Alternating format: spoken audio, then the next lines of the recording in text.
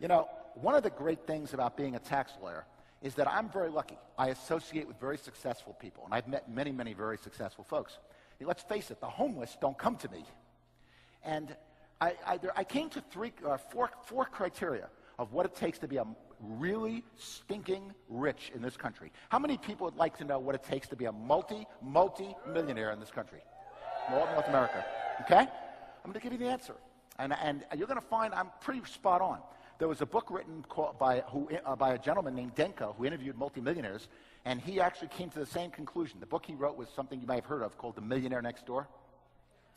Well, here are the criteria of what he said and I have found.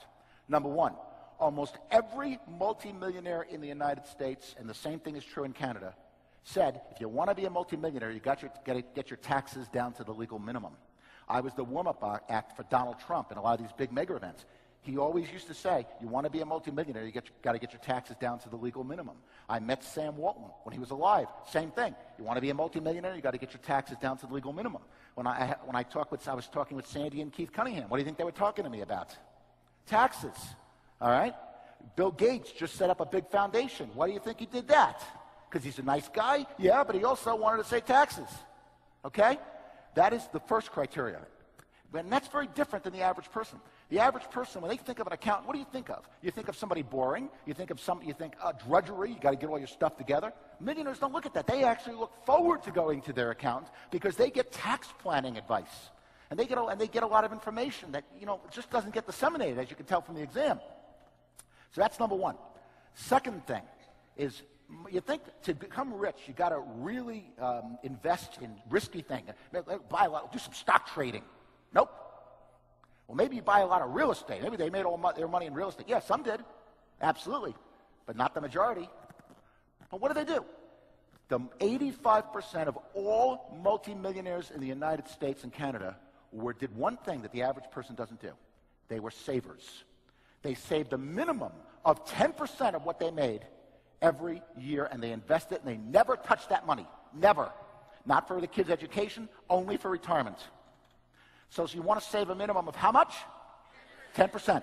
And the third thing was they diversified their investments. Those of you who heard me up here talked about I'm a real defensive investor. They didn't put all their money in the stock market. They didn't put all their money in one stock. They didn't buy Enron stock. They diversified. They might have owned mutual funds. They might have owned real estate investment trusts. They might have owned some real estate. They might have some money abroad, getting advantage of the foreign currency. They diversified. So what's the rule? One, they get your taxes down to the legal minimum. Two, save a minimum of how much? 10%. And three, diversify their investments. And I'll give you one other thing. Harvey Mackay said this in his book, Swim with the Sharks. I don't know if anybody's read anything by Harvey Mackay. Okay? Very, very good writer, very good business consultant. And in his book, he has a great quote, and I want to mention the quote. What Harvey said was, when a fool with money meets a man of experience, the man of experience will get the money, and the fool will get some experience. Okay? Very wealthy individuals are always being thieves of knowledge. They're always learning. They're always getting better. One of the things I said, I was telling Greg the other day, I said, I can't believe in today's economy people are cutting back on knowledge and learning and marketing. If anything, now's the time to really improve. I mean, it's amazing.